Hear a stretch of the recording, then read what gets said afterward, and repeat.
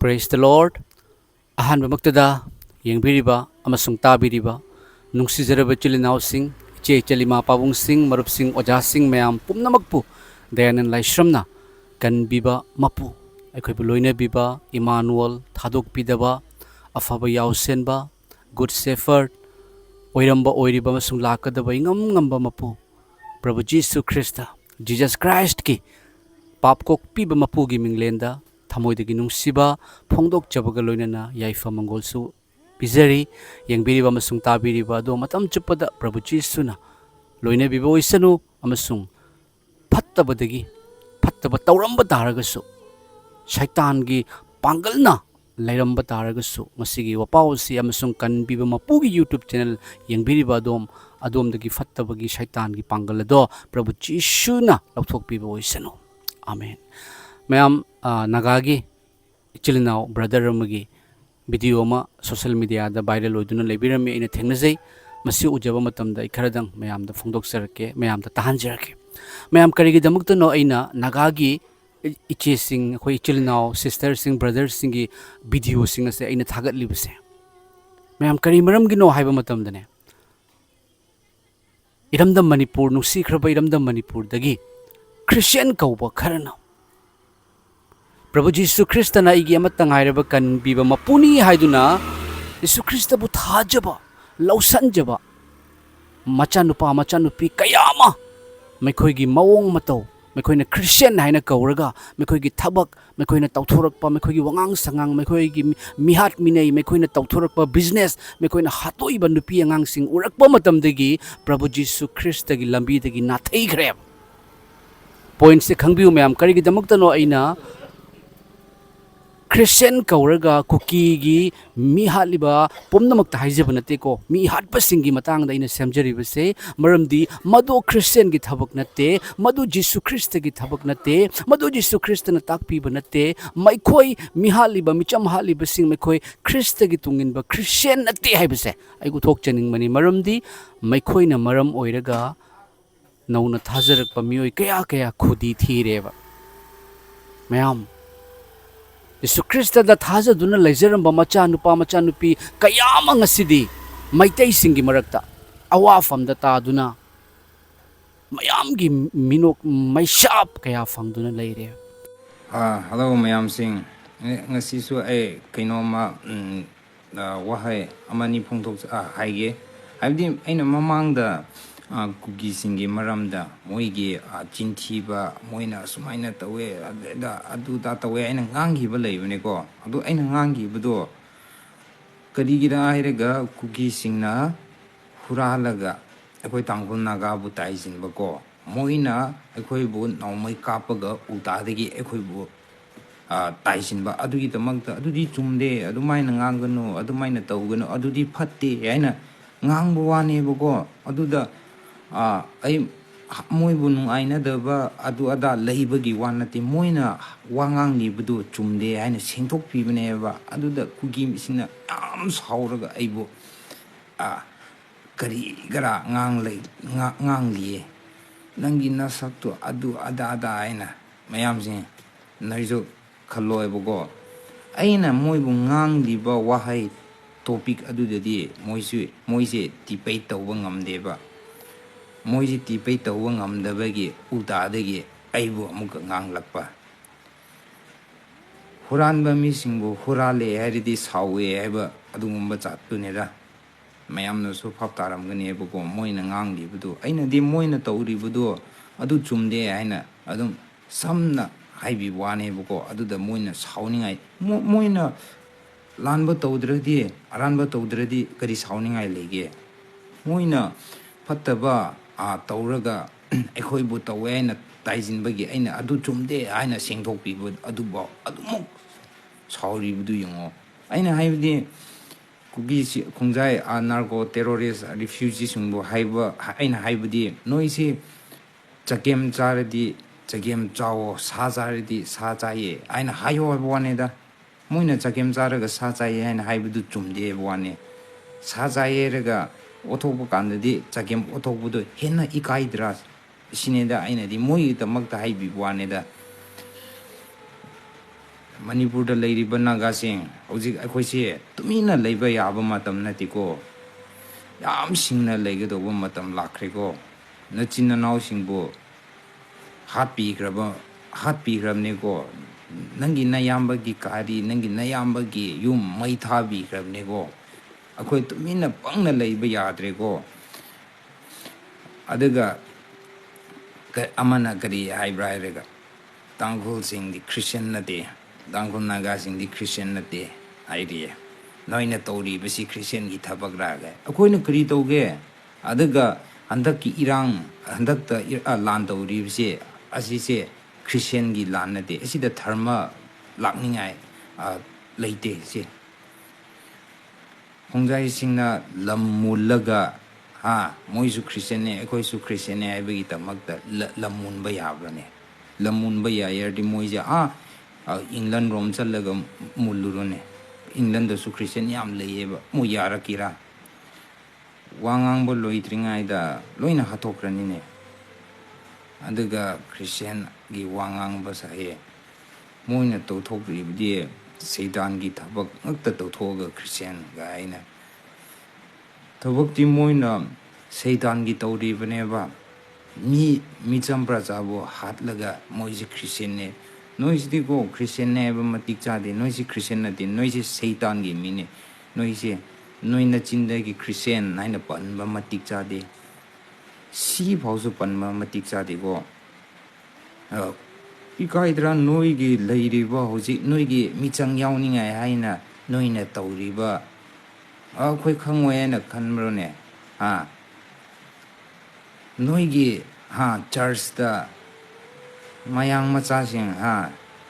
nongmai khara paye haina moi tum halaga aduda chak thongbiraga church tu kitchen onthoga bedroom onthoga leibudu Christian gi thabagrane adu noisi Satan gi ko followers asing manene noise noi gumba mi singbu ko Lucifer na pa maneba noisi Lucifer Satan gi mine noise Christian ga pan basari ye Mapu khangdaba huije kyamuk sathi rasu ko kyamuk sathi na khonglam su ko mapu tu na lawba kanda ko tumin lei khibne Mapu khangdaraba hui mapu bu chikpa hui dudi ko kuina yoktabne ko hathoga jagibne ko kyam taw ko noe yam thina ibining de ko Christian ban baga sari noi Israel da khadi chat khrene Israel si noi lamne ba natro khoina news yeng baganda ai khoi de noi cookie sing Israel da noina leibra na khan wane da Israel ge border da jigi cookie sing do Quran ba hore aina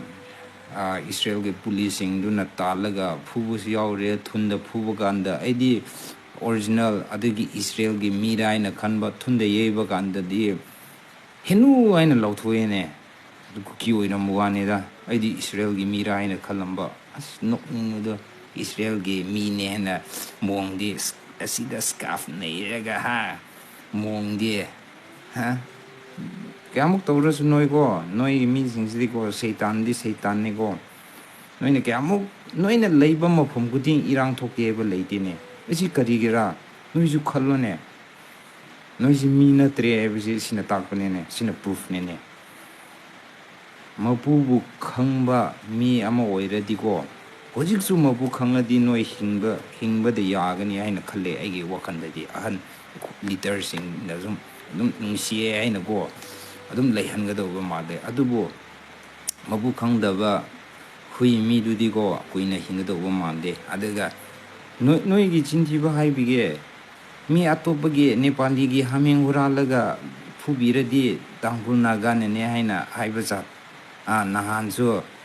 kopi huralaga mapu na khangre ni haina chenba tujinba kanda chaitek na sida khele adu naga singna nomai kapage khajai sida khepane naga singna nomai kapdi go sida khete somda khete sida direct pan mane adu kyam tawo adu mok chinchiri ba mi singdo naga singi do maktadi nomai maru amasi yam maman leibne go sida direct pan mane adu kyam tawo ꯅꯣꯏꯕꯨ ꯀꯌꯥꯃꯨꯛ ꯍꯥꯏꯔꯁꯨ ꯚꯥꯞ ꯇꯥꯔꯔꯣꯏꯅꯦ ꯅꯣꯏꯁꯤꯗꯤ ꯀꯣ ꯅꯣꯏꯁꯤꯗꯤ ꯒ꯭ꯌꯥꯟ ꯇꯥꯔꯔꯣꯏ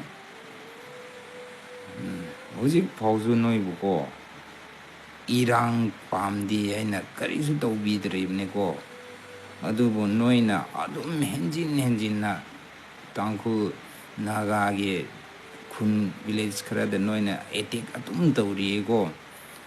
ꯑꯩꯈꯣꯏꯅꯀꯣ ꯅꯣꯡꯃꯀꯣ ꯑꯩꯈꯣꯏꯅ ꯇꯧꯕ ꯍꯧꯕꯗꯗꯤꯀꯣ ꯅꯣꯏꯁꯤꯀꯣ ꯋꯥꯔꯅꯤ ꯑꯗꯨꯅ ꯈꯔ ꯒ꯭ꯌꯥꯟ ꯇꯥꯅ ꯍꯤꯡꯉꯁꯤꯀꯣ ꯅꯣꯏꯁꯦ ꯆꯤꯟꯊꯤꯔꯁꯨ ꯂꯤꯃꯤꯠ ꯂꯩꯌꯦꯀꯣ ꯐꯠꯇꯕ ꯇꯧꯔꯁꯨ ꯂꯤꯃꯤꯠ ꯂꯩꯌꯦꯀꯣ ꯅꯣꯏꯁꯤ ꯂꯤꯃꯤꯠꯇꯣ cross ꯇꯧꯈ꯭ꯔꯦꯀꯣ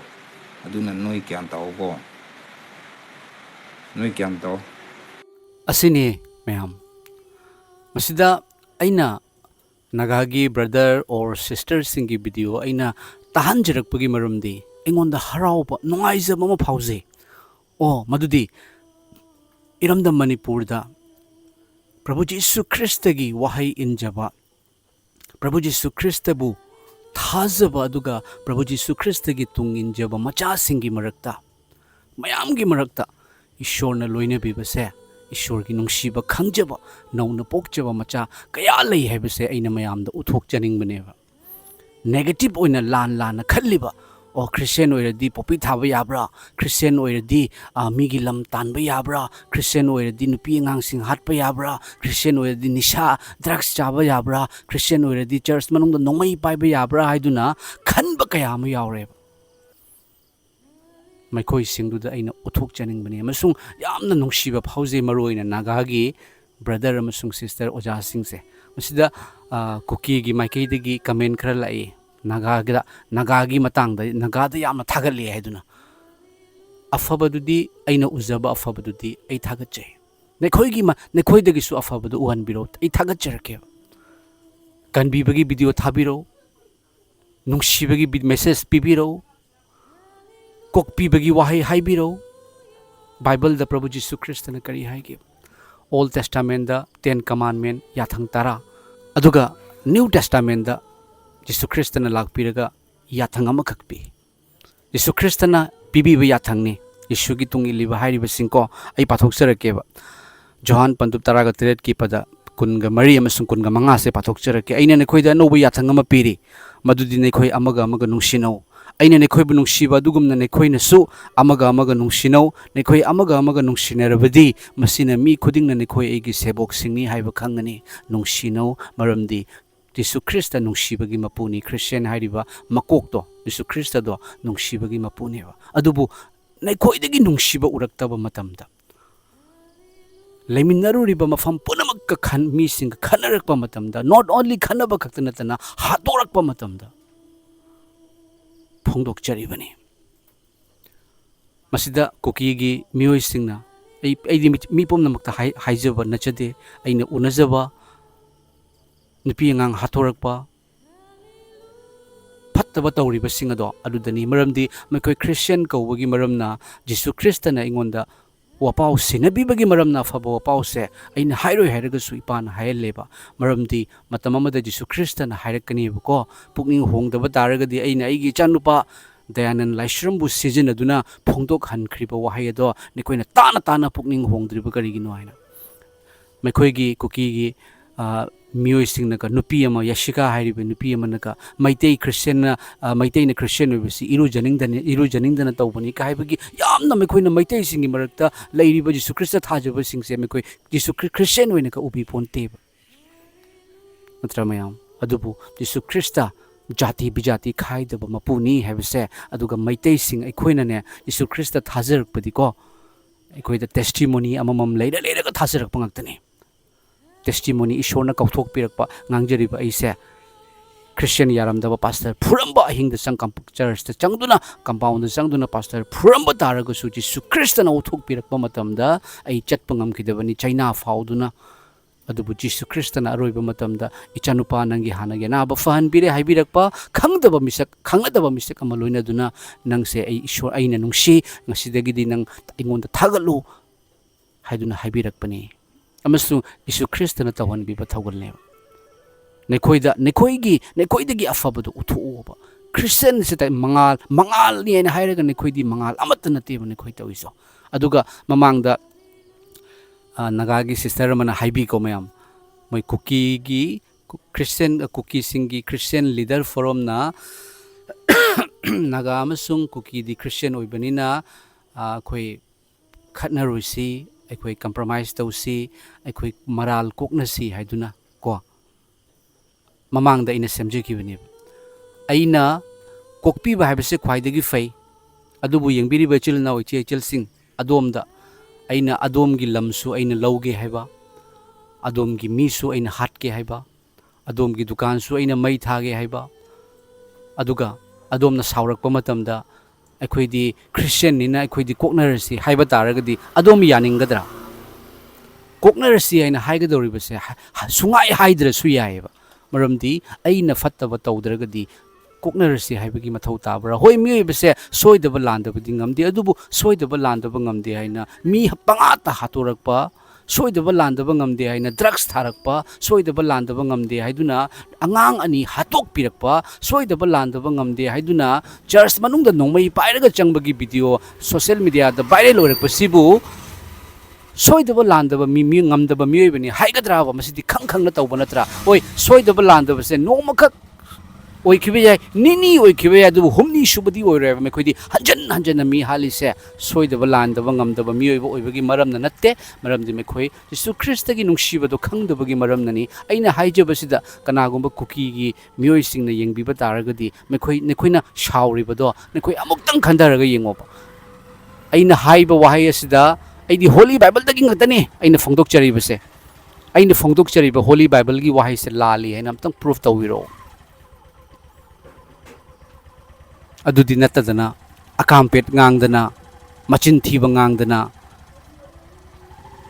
tawbigano matam leiri ngangjribase ahingba ishwargi wahaini amasung nagagi chilina uche chalima pabung sing Prabhu Jesu gi achumba do uthok minasi maramdi law punamak mulle aduga law lokadabadi yamna wale maramaduna bible na haiba nikhoina lawrok mapuda haijau law loknaba mi thabiraknabagi damakta haibado law kay ama munduna ngasi taibang panbasi irang thoknaduna misimina thoktuna wana taduna leiribani Kanbiba mapugi mathau tari kanana takadoribano Kanbiba mapudo adoma masung ainane aikhoina natra adubu Christian kawba kharanati Kanbiba gi mahuta hato leire migi lam talaga leire makhoida nganguradi mikhoi shauni aduga hanadagi Christian oirakpani haine kari maramgi no Jesu Christa na Prabhu kawa pumnamak sargada changoi haibase aduga sargada leba ipagi ningba tawba mahakna changani haibase sargada leba ipagi ningba tawbadi nungshiba khaktane hariba nungshiba do leitaba Christian aina kawraga yade mase aina haibanate Bible na haibani nekhoina ibu nungsiraga degi yathang singao yaugi fi setlaga manungdadi charamnaraba kaisa noiraba singado adu singado alert oiwe checkshal luae mase ishwargi wahini Jesu Christa na piriba noba yathangado khango aina nekhoida noba yathang ama piri madudi nekhoi amaga nungsinau nekhoi amaga nungsinarabadi mi singna nekhoi aigi sebok singni follower ni nekhoi Christian ni haiba khangani nungsinadragadi natte aina lalaga koknarasi haibadu natte karigi lalibano drugs thaba popi thaba aduga lalasu akhoina lande mingonda maral sigano akhoina tawradi tawri aina hayu ko kasai nagagi ken brother duna haibibodo chakem charaga aina sa chai aina othorakbadi chakem othore haibodo adum mainate ko tawrdi aina tawri aina hayu aina tawri aina hairakpa matamda ai lali hairakpa matamda ai shamdorakane mayam aina Prabhu Jesu Christa thajabasiga onthokna ai sumatik chate ko soidaba ngamde landaba ngamde soikiba lankiba matamdane wakansiga akiba phaweba chindagi wahayama soikiba lankiba matamda karigumba ma tawba matamda aina tawribase akhoi Jesu Christa na mingselni hairibani miyai singi mingchel aigi maramna Jesu Christa bu thina ngangan bataragadi ai hingubagi kari artha lege adom gi maramna Christian tokna grena hairise ankhoi wakhal handaba yarabane hochi nekhoi tukthaba yarabani amasung nekhoi nasagi naral khangduna Jesu Christa da changjaduna nauna pokchaba yarabani ba aikhoi gi iral kokpi ui pa ishor aikhoi lale haiduna changjau nekhoi gi marakta gi supukning hongba yaragadi kanbigani ishorna toy toy na engonda phongdogalise nekhoi gi matangda Jesu Christa nekhoi gumna taw nekhoi gumna natte mahaki wahidi nekhoi gumna oiramde mahakti mi bibu kanbibagi mapuni kalbari gi cross thangalakpa matamda phawbada saukhide ipam ekhoi gi maral kokpiu haima kokpiduna hingatpa lawba lakpi ga doriba pumnamakpu uriba mapuse mahak lakadawreba aduna sem sabiuba aduna nekhoi su kanagumba nekhoi gi marakta gi taaduna pukning hongjaba tukthajaba nonthajaba oh mi hatpase fatteko mi kannabagi damakta Jesu na siraga akoina mi halibase ai se sargadara noroktara ai se ishorgi asauba thabak tawribani haibado popi tharaga mi naraga mi waraga hatoido ai tawriba karbar se fattabani ko haibado khangakpa matamda nasagi naral yarakpa matamda ishorna nekhoi busu kanbigani adugi matam adu piribani maramdi nekhoi gi maraktagidi hanadagi Christian oirakpa matana haiba tade aduna ishorna phongdokhanbani nekhoiga aiga phangnaba unaba amatasu yaude usu unajararoi usu unajaningde aduga nagagi chilinaw singbu thagachari afabadudi thagatle afaba tawbadu thagatle nagagi ima pabong chilinaw kayagi yummai tharaga relief camp da thambiraba natra thagachari matang asida lusinjirage aduga adomgi comment thambiramo adomda kari fawbi aduga adomna pambiba taragadi ꯑꯇꯩꯅꯁꯨ ꯇꯥꯍꯟꯅꯤꯡꯕ ꯇꯥꯔꯒꯗꯤ ꯁꯤꯌꯔ ꯇꯧꯕꯤꯔꯝꯃꯨ ꯊꯥꯒꯠꯆꯔꯤ